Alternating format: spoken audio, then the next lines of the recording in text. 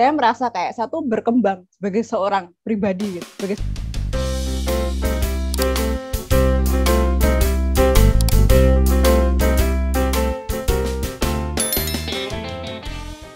Selamat siang sahabat literasi, salam sehat, salam semangat. Terima kasih untuk tetap stay tune di podcast literasi dan komunikasi.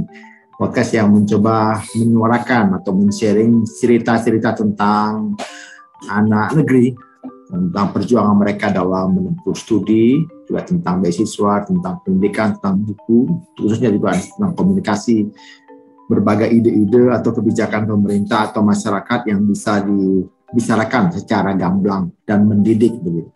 Nah, kali ini kita akan berdiskusi tentang sejarah atau perjalanan hidup teman-teman yang hebat yang sedang ataupun sudah menyelesaikan studi mereka di berbagai kampus belahan dunia, yang juga kampus-kampus top begitu. Kita akan dengar bagaimana mereka menjalani itu, bagaimana mereka mendapatkan studi itu, dan apalagi yang kita perlu tahu yang kita tanya langsung ke.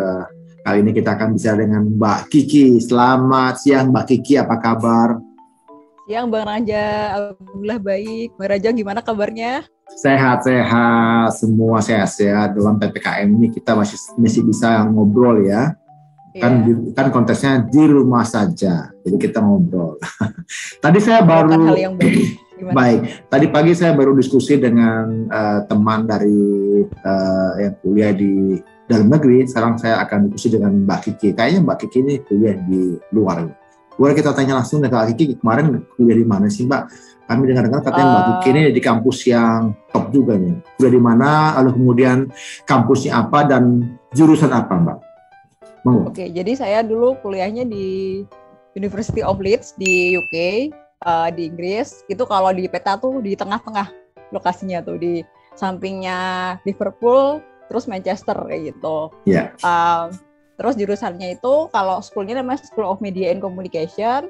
Untuk jurusannya Master of Arts in Public Relations and Society.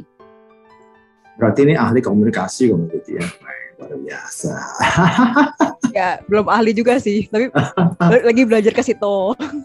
Oke. Nah, ketika Mbak studi di Inggris itu akurat S2 apa S3, Mbak? S2. S2, berarti cuma setahun ya? Iya. Nah, boleh dong Mbak ceritakan pertama kenapa Mbak pilih jurusan itu? Apakah related dengan waktu S1? Yang kedua, gimana sepak terjangnya Mbak ketika kuliah itu? Berdarah-darah atau ini berbunga-bunga aja kuliahnya? Monggo. Oke, jadi pertama saya ceritain dulu soal kenapa sih milih jurusan itu di Leeds gitu kan. Jadi kalau di Inggris itu kan memang jurusan itu kan spesifik ya. Jadi misalnya kayak komunikasi itu ada jurusan khusus broadcasting, kemudian televisi, jurnalistik. Jadi nggak ada yang umum communication science gitu kan, kayak gitu. Nah, terus waktu S1 saya udah mendalami komunikasi strategis, strategic communication. Jadi tentang PR, marketing communication, sama iklan. Nah, terus di mana Mbak? S1-nya di mana Mbak? Di UGM Mas. UGM. Oke. Iya. Berarti di Visipol ya? Yap, siap. Oke, siap. Langganan sama daerah kampus bagian timur Visipol kan. Nah, terus waktu itu pengen mendalami humas gitu kan, public relation. Terus saya langsung milih nih, mana sih jurusan yang bagus yang dia ada PR-nya di situ, di Inggris gitu kan. Nah, itu kan banyak banget tuh. Nah, kita lihat kurikulumnya kan, yang paling sesuai sama yang kita inginkan. Apa sih yang kita pelajari gitu kan. Jadi kalau di waktu S1 kan, banyak kan belajar tentang praktek ya. Jadi kita bikin press release, bikin company profile, bikin press conference, negosiasi, seperti itu. Nah, waktu S2 tuh saya ingin cari hal yang berbeda, yang saya nggak ketemu waktu di Indonesia gitu kan. Jadi saya cari-cari kurikulumnya gitu kan. Terus PR tuh waktu di list tuh ada yang di Business School sama di School of Media and Communication. Nah, itu ternyata tuh beda. Kalau yang di Business School itu dia masih lebih ke perusahaan ya. Jadi kayak kita bikin program CSR, bikin program PR gitu kan, campaign PR. Nah, sedangkan kalau yang di school saya itu, School of Media and Communication tuh lebih banyak ke kayak kritis gitu. Jadi kayak kita mengkritisi PR dan relasinya dengan masyarakat sekitar perusahaan tersebut gitu kan, dalam CSR, apakah etis atau tidak gitu. Terus habis itu PR dengan pemerintah, bagaimana dia misalnya menjalin hubungan dengan pemerintah. Nah, saya tertarik sama itu karena belum terisi nih waktu S1 di Indonesia gitu kan. Akhirnya saya ngambilnya itu untuk ngambil jurusan PR di Leeds di School of Media and Communication. Tapi karena pilihnya sesuatu yang berbeda, cukup dinikmati nggak? Atau memang ada pertarungan juga. Ya artinya pertarungan itu gini, kan studi di luar negeri itu kan nggak mudah, juga sesuatu yang baru mungkin ya, atau mungkin Mbak udah pernah sebelumnya ke sana, Mbak? Kalau Atau di Inggris baru pertama kali. baru pertama kali, Jadi, berarti kan sesuatu yang baru tuh, dong. Iya, banget. Banget ya. Itu aspeknya tuh banyak banget ya yang baru ya, dari mulai pembelajarannya sampai kita tinggal di sana, yang di luar akademis tuh itu baru gitu kan. Jadi waktu itu emang ini ya, terusnya lumayan juga ya. Jadi dari yang misalnya kalau gimana ya, dari S1 ke S2 tuh kan udah beda. Nah ini S2-nya di tempat yang sistemnya tuh beda banget sama tempat kita gitu, kayak gitu. Nah itu ini awal-awal tuh kayak butuh perjuangan. Jadi misalnya kayak saya waktu tes IELTS tuh memenuhi syarat gitu kan. Nah pokoknya segitulah kayak gitu kan, dengan perjuangan standar orang Indonesia lah. Ternyata pas sampai sana itu kayak minimalis banget untuk bisa misalnya buat nulis esai gitu kan, buat bikin karya ilmiah kayak gitu.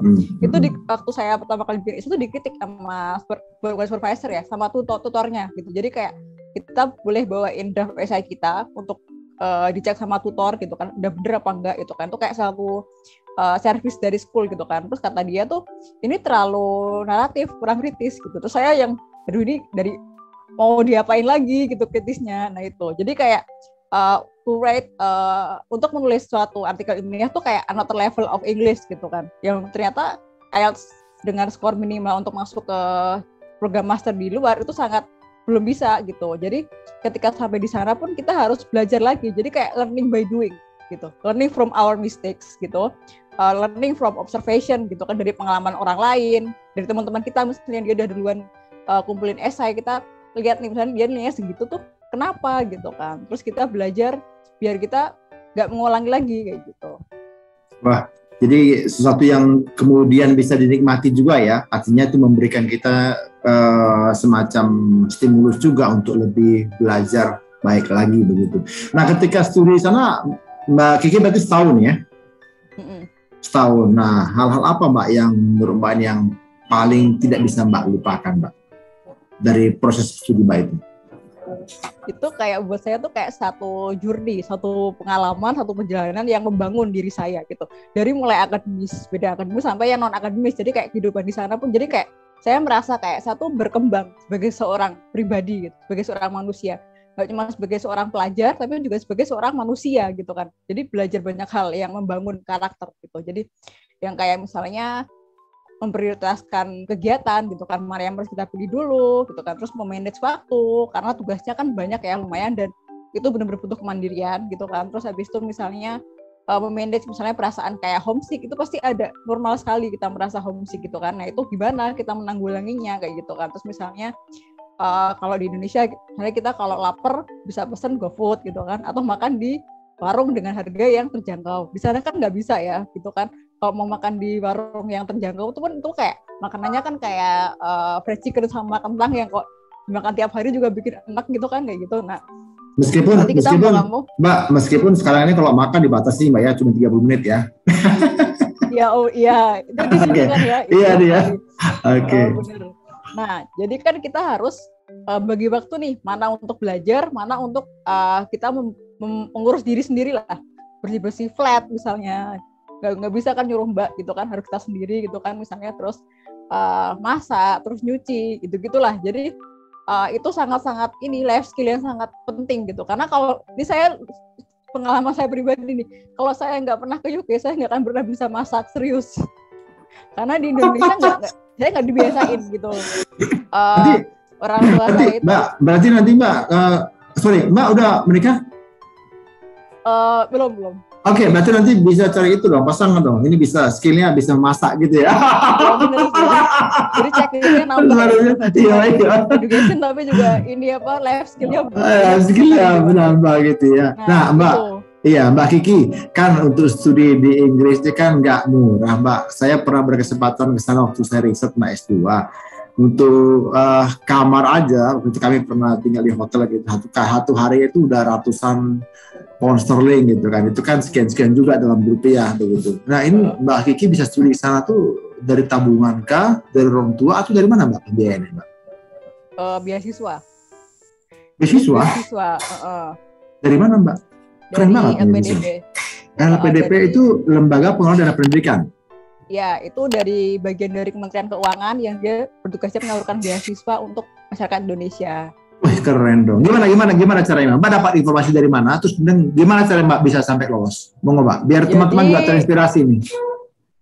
Ini panjang sih. Dari dulu saya emang pengen kuliah di luar negeri dengan beasiswa gitu kan. Terus zaman-zaman kuliah itu, ketika di masa belum ada LPDP, saya udah sering-sering cari info gitu kan. Misalnya kayak beasiswa lain dan udah pernah ada lah yang dari luar negeri gitu kan. Terus saya udah berusaha untuk riset kan, misalnya kalau TOEFL tuh minimal segini gitu kan, terus yang dicari tuh orangnya kayak apa sih gitu kan, ada tuh bisa kebaca kan pola awalnya tuh kayak apa kayak gitu. Nah ketika 2013 tuh udah lulus kuliah ya, terus kayak pengen lanjutin tapi kayaknya kok beasiswa untuk luar negeri yang untuk orang yang belum banyak pengalaman kerja gitu kan, rata-rata kan kayak udah 5 tahun kerja, 10 tahun kerja gitu kan, nggak ada kayak gitu. Nah terus suatu hari saya browsing kan beasiswa luar negeri gitu dari Indonesia gitu kan, muncullah itu LPDP Kementerian Keuangan RI gitu. Saya langsung klik kan di situ, terus saya lihat syaratnya, terus tidak ada misalnya minimal kerja 2 tahun, 3 tahun gitu kan. Terus saya merasa, ini kayaknya saya eligible nih untuk daftar. Nah dari situ saya mulai fokus untuk mengejar LPDP seperti itu. Nah, lalu apa persiapan yang Mbak lakukan? Atau gini, kan Mbak kan dapat informasi, itu untuk berapa lama ke depan? Atau artinya kalau informasi sekarang, apakah itu untuk langsung semester depan Mbak daftar, atau berapa lama Mbak persiapan? Hampir setahun sih. Gitu. Setahun ya? Yang paling Mbak perkuat apa dalam setahun itu? Bahasa? Bahasa iya ya. Kalau bahasa tuh malah jadi saya karena itu ya udah survei dari kuliah awal itu ya. Jadi dari situ tuh saya udah les bahasa Inggris gitu. Jadi general ngambilnya masih yang general English ya, bukan khusus untuk IELTS. Jadi waktu saya harus belajar IELTS tuh saya belajar tekniknya aja, bukan belajar bahasanya gitu. Karena udah ada bekal dari lama itu, udah investasi waktu yang lama gitu untuk belajar bahasa Inggrisnya. Nah, kalau IELTS tuh kayak saya juga 6 bulanan deh. Itu tiap hari saya latihan, udah kayak anak SMA mau ikut SNMPTN tuh kayak gitu kan. Jadi ya kan. Jadi kayak dikasih dikasih slot waktu dalam 1 hari itu sejam minimal latihan soal kayak gitu. Karena waktu zaman itu tuh IELTS tuh belum kayak sekarang. Jadi kalau sekarang tuh kan orang cari les IELTS online gitu kan. Buku IELTS tuh mudah sekali kan. Dulu tuh saya sampai muter-muter di itulah, kalau Bang Raja kan tahu shopping ya, shopping yang toko buku, yang kompleks buku di dekat Malioboro itu, yang di Jogja, itu saya nyari buku IELTS, muter-muter tuh nggak ada. Dia belinya online. Bener-bener waktu itu belum kayak sekarang, itu susah banget makanya kayak gitu kan. Nah itu makanya karena nggak tahu saya mau nanya ke siapa, nggak tahu gimana bayangan tesnya kayak apa, terus katanya tuh beda banget sama TOEFL. Jadi mau nggak mau saya jadi extra prepare banget karena takut kan kalau apa fail, sementara itu lumayan mahal juga kan ininya, biayanya gitu. Nah itu. Terus habis itu apa lagi ya? Jadi ketika kemudian sudah tahu informasinya, lalu persiapan pertama itu bahasa juga ya. Nah selain bahasa, apakah Mbak juga sudah siapkan dokumen-dokumen jauh-jauh hari? Dokumennya tuh kayak ijazah gitu-gitu ya, Bang? Ijazah. Kalau ijazah udah lulusan ya, udah ada ijazah, transkrip itu kan udah lulus ya, jadi tinggal nyiapin translate-nya kan untuk kampus luar negeri. Nah yang paling penting kalau menurut saya tuh adalah CV kita tuh siapa sih gitu.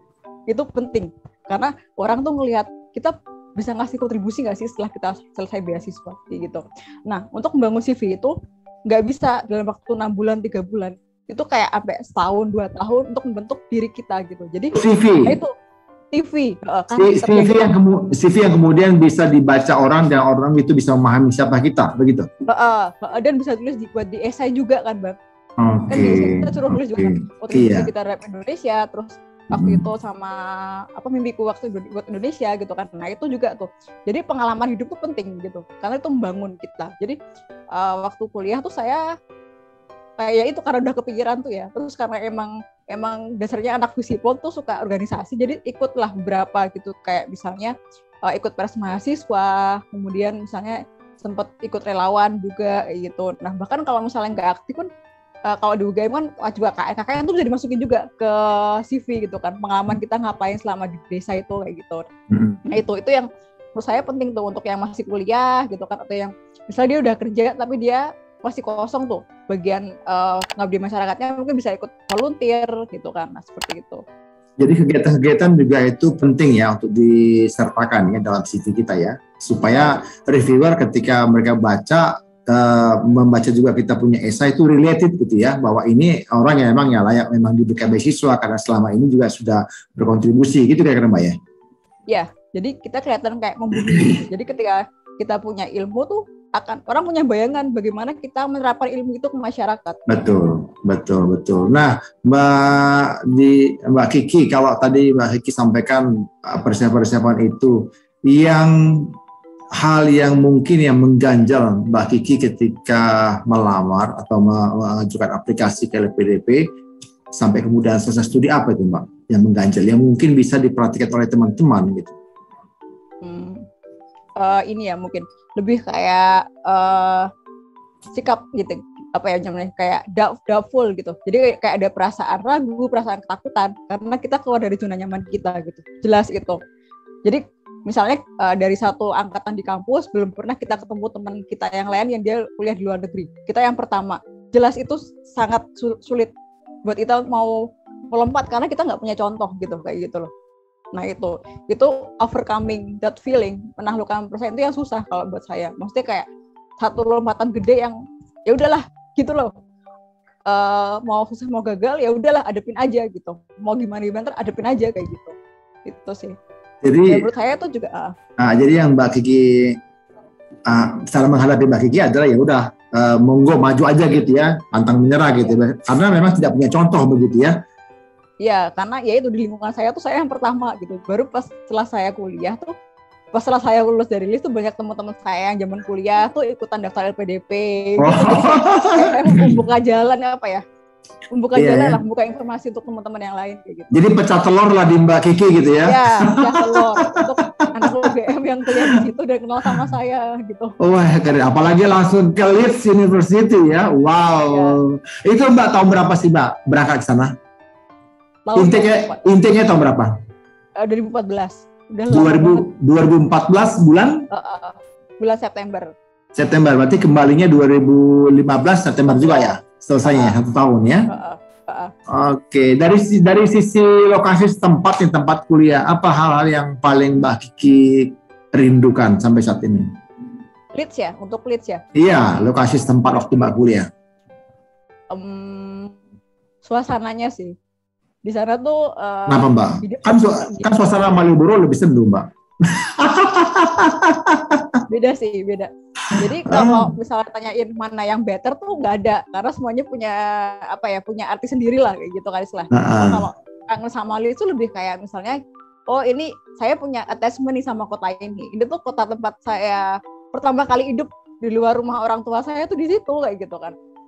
Terus kayak saksi mata misalnya banyak momen-momen pertumbuhan diri saya tuh di situ. Nah itu lebih kayak perasaan sentimental gitu, kayak kenangan gitu, kayak attachment lah gitu. Jadi kayak itu satu hal yang meaningful. Jadi kalau misalnya di Inggris itu kan banyak kota lain yang lebih famous ya, kayak ada London, Manchester, itu kan orang Indonesia lebih familiar ya. Tapi kalau buat saya tuh Leeds tuh kayak ya punya arti sendiri karena itu tempat saksi lah banyak kejadian dalam hidup saya yang itu tuh menentukan gimana saya sekarang kayak gitu. Iya, luar biasa, begitu semangat.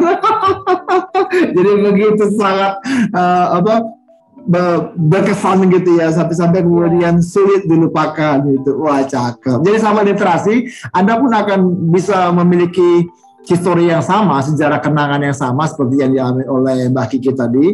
Ketika teman-teman nanti bisa berangkat ke luar negeri studi, di sana Anda bisa memiliki atau menemukan satu spot yang bisa memberikan kenangan yang tidak bisa dilupakan. Ini hal yang baik karena bisa mendorong kita melakukan atau menciptakan lingkungan yang sama di dalam konteks hidup kita kemudian begitu ya. Nah ini menarik, terima kasih Mbak Kiki. Ini satu hal yang kita harus sama-sama syukuri, ada orang-orang yang mau berbagi tentang pengalaman-pengalaman mereka selama studi di luar negeri. Nah tadi kan Mbak Kiki sebutkan nih, Mbak Kiki itu dibiayai oleh negara. Nah saat ini Mbak Kiki udah kembali ke Indonesia tahun berapa Mbak? 2015? Iya udah balik, ini udah 6 tahun ya? Ya udah mengabdi lah. Nah sekarang kalau boleh tahu Mbak Kiki sekarang kerja di mana Mbak? ASN kah atau? Ya ASN, dosen dengan status ASN di salah satu kampus negeri di Jakarta. Oh di Jakarta? Boleh disebutin nggak? Iya. Boleh dong. Boleh di dong. UPN Veteran Jakarta. Oh, bidang komunikasi. Ya, jurusan komunikasi. Wah, keren. Jadi ini Bu dosen, kita ngobrol dengan Bu dosen. Berarti sebentar lagi akan ambil doktor dong? Ya, insya Allah sih sedang menuju ke situ gitu. Sedang mengusahakan. Supaya ini ya, linear ya. Ya, benar sekali. Ya. Jadi sahabat literasi, kita bertemu dengan satu pribadi lagi ya, wanita hebat yang memang memiliki semangat di dalam segala keberadaannya. Dia mencoba menyiapkan segala sesuatu yang dia ingin capai begitu. Mimpinya dia ingin capai. Tadi beliau sebutkan, bagi kita sebutkan bahwa dari sejak kuliah dia ingin keluar negeri kuliah begitu. Nah, sudah terwujud. Ini satu hal yang kemudian bisa kita sebutkan bahwa harapan atau kata-kata itu adalah doa yang kemudian terwujud begitu ya. Nah, bagaimana dukungan orang tua, Mbak Kiki, ketika Anda kemudian berangkat ke sana? Apalagi kan wanita ya, seorang diri dan baru pertama kali pula gitu ke Inggris. Bener. Gimana? Apa dukungan orang tua? Orang tua suportif sih, sangat support gitu. Karena jadi saya dari keluarga yang cukup demokratis, jadi anaknya nggak didikte misalnya harus ngambil jurusan tertentu. Misalnya anaknya nggak boleh pergi jauh nih, harus jaga orang tua, nggak. Saya dibebaskan untuk milih yang saya inginkan gitu. Jadi walaupun misalnya kayak ada perasaan khawatir ya, karena ya takutnya misalnya kenapa orang tua nggak bisa bantuin, tapi saya waktu itu yakinkan orang tua saya kalau saya kan baik-baik aja gitu kan. Gitu. Dan di sana kan juga banyak orang Indonesia juga, jadi ada support system lah di situ, nggak benar-benar sendirian. Wow, jadi menarik sekali ya, orang tua mendukung, itu juga menjadi salah satu kekuatan ya bagi dia bisa menyelesaikan studi dengan baik ya. Kemudian juga ada persiapan. Nah, kalau boleh minta sedikit pesannya Mbak Kiki ini kepada sahabat literasi. Ada mungkin banyak sahabat literasi yang menyaksikan nanti video ini, mereka mungkin punya semangat belajar yang kuat ya, juga pantang menyerah, tapi ketika bertemu dengan kehidupan, melihat ekonomi keluarga yang sulit, kemudian juga lingkungan yang tadi Mbak Kiki bilang belum ada satupun ya, baru pertama kali ya Mbak Kiki yang berhasil pecah telur begitu berkeluar negeri. Nah, mungkin ada juga sahabat literasi yang mengalami hal yang sama. Nah, kira-kira apa nih pesan Mbak Kiki kepada teman-teman supaya mereka juga melihat dan bisa mengikutnya jejak Mbak Kiki, berani dan menunjukkan mimpi mereka? Mau ngomong Kiki? Oke, jadi jangan ragu-ragu, jangan takut untuk mencoba. Jadi takut tuh cuma ilusi. Jadi pikiran kita tuh bisa kreatif banget tuh, pikirin banyak hal. Sebenarnya tuh nggak seribet itu, gitu. Yang penting take the first step. Starting is the first battle. Jadi memulai itu udah suatu awal pertandingan dari kita untuk meraih mimpi kita, gitu. Jadi misalnya kita mau kuliah di UK tuh kayak udah jauh banget. Ya udah, berarti kita mulai dari diri dulu. Jadi misalnya dari mulai kita belajar IELTS dulu, atau kita beli buku IELTS dulu gitu kan, atau kita mulai follow akun-akun tentang beasiswa. Itu udah satu hal yang satu langkah awal ya untuk bisa meraih beasiswa ke luar negeri gitu kan, kayak gitu. Itu yang pertama. Terus yang kedua, persiapkan dari awal gitu, seperti saya bilang tadi, yang namanya CV, yang namanya siapa kita tuh nggak bisa di fake, nggak bisa di mes waktu wawancara, itu kelihatan banget gitu. Biarpun esanya kayaknya melangit ya gitu kan, tapi ntar waktu wawancara tanyain nggak bisa jawab kan ketahuan. Nah itu, jadi persiapkan dari awal, bangun siapa karaktermu gitu ya, sesuai sama apa yang mereka inginkan sebagai pemberi beasiswa kayak gitu kan. Terus yang ketiga tadi kayak learn to take risk. Jadi sekarang kan semakin sayangnya semakin ketat ya, karena LPDP semakin banyak yang tahu gitu kan. Itu pasti banyak orang yang pasti udah sebelum dia daftar tuh udah kayak paling nggak keterima nih gitu, karena dia udah jiper ya, udah terintimidasi sama citra LPDP yang bagus gitu kan. Nah itu jawabannya kayak gini, kalau gitu ya udah, yang penting coba dulu, karena kalau misalnya kita gagal, at least we learn something from that. Kita belajar dari situ, itu pengalaman hidup yang berharga. Misalnya teman-teman belajar IELTS, teman-teman misalnya udah berani submit dokumen, itu udah keren tuh. Teman-teman berani kontak dosen zaman kuliah yang nggak begitu kenal sama teman-teman, itu udah hebat tuh. Berani mengatasi rasa takut ditolak sama dosennya ya kan, kayak gitu. Terus apalagi kalau menghubungi dosen dulu disebut dosen killer ya. Dosen killer. Ya, oke lah, terus. Iya, terus abis itu ya itu kan pembelajaran ya, yang pasti bermanfaat untuk pengembangan karakter teman-teman kayak gitu. Jadi yang penting kita tuh belajar jadi orang lebih baik gitu. Nah, terus ya itu selalu ada kesempatan yang lain dari situ, yang dari misalnya kita gagal pertama, ada yang sesuatu yang kita improve, kita coba lagi di kesempatan berikutnya. Misalnya sekarang kita gagal karena waktu wawancara kita belum bisa meyakinkan interview kalau kita bisa kontribusi nih sama bidang kita. Oh berarti kita perbaikinya gimana? Mencari pengalaman kerja yang relevan gitu misalnya. Atau kita magang di misalnya kayak organisasi yang non-profit, kita memberikan ilmu kita gitu kan untuk tempat itu. Nah itu kan udah satu pengalaman relevan ya, kita udah implementasi ilmu kita di masyarakat. Nah itu kan udah nambah tuh CV-nya tuh. Nah itu yang perlu dikembangkan. Jadi anggap aja itu sebagai sebuah perjalanan, bukan sebuah tujuan akhir. Karena setelah kita pulang pun kita akan punya banyak sekali tantangan lagi yang lebih besar. Dan karena penerima beasiswa, otomatis apa yang diinginkan sama negara kita tuh lebih gede daripada yang bukan penerima beasiswa, itu yang pasti. Dan yang pasti ini masalah moralitas juga ya. Maksudnya kayak kita udah dibayarin banyak sama negara gitu kan. Masa sih kita mau jadi orang biasa-biasa aja? Nah itu. Jadi anggaplah sebagai sebuah perjalanan, sebuah kendaraan bagi kita untuk meraih tujuan kita gitu. Misalnya mau jadi pakar gunung api misalnya, atau misalnya mau jadi pakar misalnya literasi digital. Nah itu. Nah beasiswanya sebagai kendaraan kita untuk bisa memperdalam ilmu kita untuk meraih tujuan tersebut kayak gitu. Sekali. Iya, menarik sekali. Ini memberikan bekal yang penting buat teman-teman sahabat literasi untuk berani mencoba.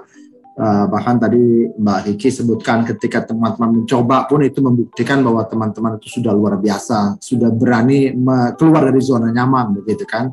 Kan kalau kita mencoba berarti ada satu effort yang kita lakukan, gitu ya. Berbeda kalau kita nggak mencoba. Wah, terima kasih sekali Mbak Kiki, ini memberikan satu perspektif baru kepada sahabat literasi.